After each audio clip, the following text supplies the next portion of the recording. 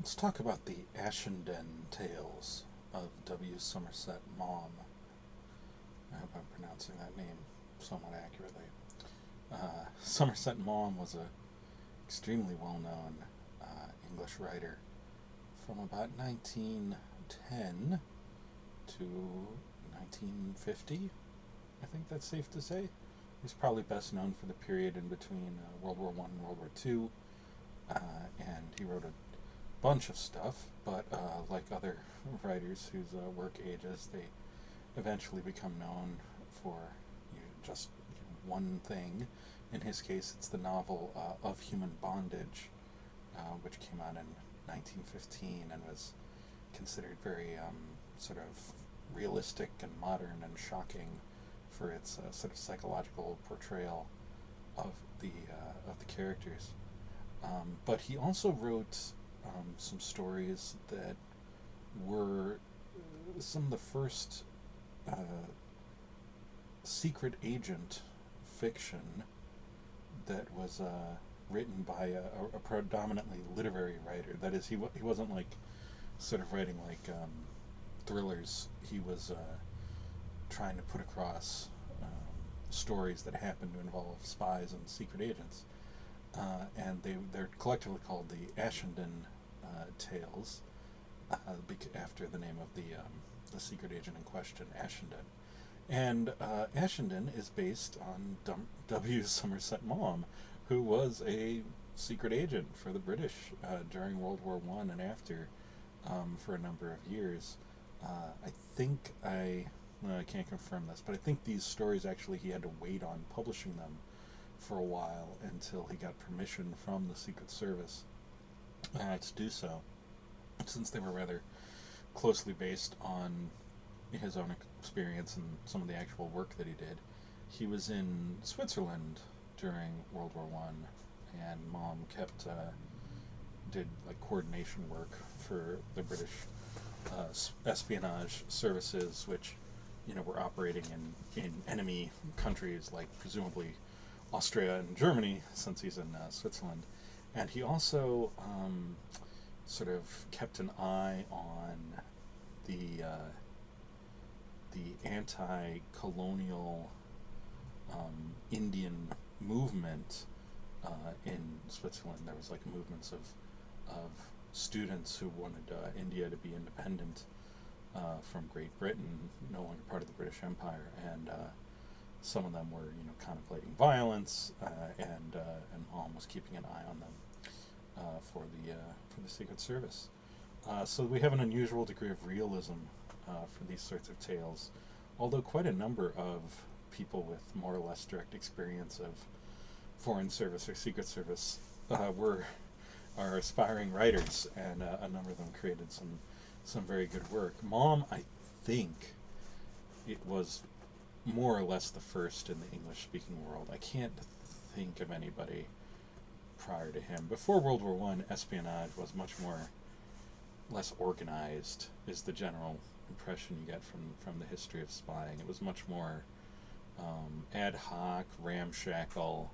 There wasn't like formal government bureaucracies devoted to it. The U.S. in particular was really light on intelligence work. I think there were some small branches attached to the military or to the Department of State at times to accomplish specific goals, but intelligence work was just not a very regular thing.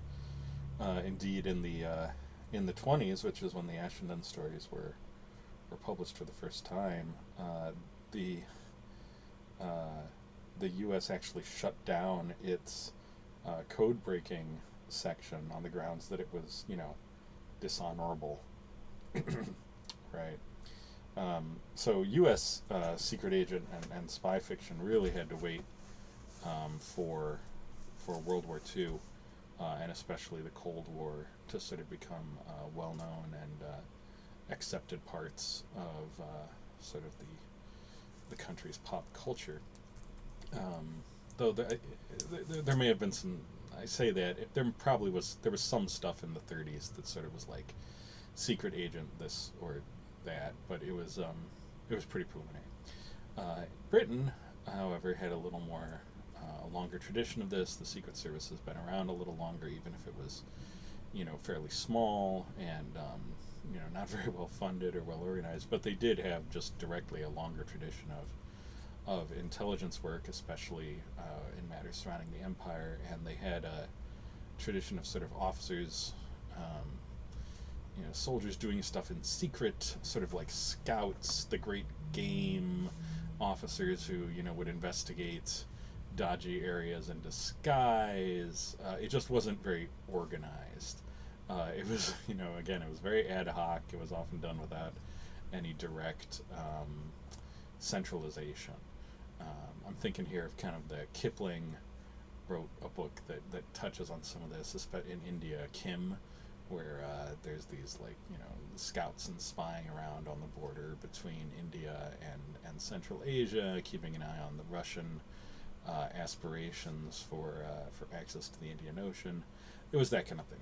But by Ashenden, we are in a more formalized sort of environment. The very first story is Ashenden being recruited by the head of the British Secret Service, which was still small enough that may well have happened. Mom might have been recruited directly by the head of the Secret Service. It wasn't like a high prestige post or anything like it would become later. Given his remit, and he's going to operate under cover of what he is, which is a writer. So his cover will be a writer, and in reality, he'll be doing various errands for the Secret Service as they instruct him. And the main thing that probably distinguishes the Ashenden tales from thriller secret agent fiction, aside from Mom just being a little bit of a better writer than the typical run of thriller writer, is that Ashenden is mostly an observer of the tales. He mostly witnesses things. He doesn't directly get involved and put himself in peril like characters in secret agent thriller stuff tend to do. Like, when you're reading, for example, James Bond, you're intended to put yourself into Bond's shoes and you experience the story directly through Bond. Whereas in the Ashenden tales, Ashenden is, he does things, but he's more of a observer of the stories. He takes his role as secret agent and prior in other people's lives as a way to sort of like peek at them and to witness their story and how it happens to intersect with his duties. He often has it's like a human condition. A spy is in a decent position to just sort of like follow someone's tale, and from beginning to end, from when they get sort of the mission of looking into them, seeing what they're trying to accomplish, seeing who their connections are, seeing what's going on in their lives. He finds that Ashenden is a character that's in a convenient position to do that and to take the story where you need to go.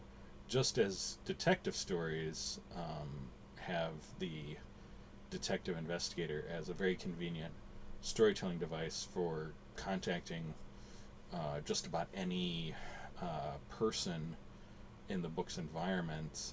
The detective has a reason to talk to them. They're investigating a crime, which is something that is widely understood as needing you need access to any sort of person in the course of doing that, and so it allows you to tell all sorts of stories because your detective can interact with all sorts of people. Well, the secret agent is the same way, but with the one step removed pleasure of no one knows that that's what he or she is doing. So like the detective usually identifies themselves either by their behavior or what have you, but the secret agent can just kind of like observe, play a part. No one's quite sure what they're after. Writers can then use that character and give them some kind of like hidden motives, which allows reversals later in the story when the secret agent turns out to have a secondary motive, or that what we thought was their primary motive is actually a ruse. It allows for a lot of back and forth surprise and reveal, which makes for entertaining storytelling. So Ashenden is just kind of a first step in this. Ashenden doesn't have like a secret agenda, except that he's interested in people as a fiction writer, and part of the pitch from his superior is that by being a spy, he'll get some good material for his books, which he sort of rolls his eyes at a bit, but does go forward with. And of course, the Ashenden stories are proof that this must have worked. Mom probably did get a pitch that, or think to himself, oh, I could get something out of this spy thing. I could pick up some new stories. So it was very funny of him to just put it right into the story like that, if that is indeed what occurred. And these are good stories. There's like, I don't know, 12 or so of them. There's kind of standard short story length, 15 to 30 pages depending. And Ashenden, Mom is a good plotter, and he's got kind of a modernist sense of human character, um, which is, I don't know, was prominent in the 20s, sort of detached and ironic, and aware of human foible, seeing everything sort of, trying to see everything as it really is and not foiled by your own romantic illusions. Ashenden himself is he's a character. He is there. He isn't just like a storytelling device, but he's not very firmly developed. A lot is left to your imagination. He holds a lot in. He doesn't reveal himself. He doesn't, tell the reader all about himself. The stories are told in third person. We don't experience it in his point of view because it's more about what he allows us to witness. So a good first step, as a good first step in the development of sort of secret agent literature, and one that has become reasonably expected.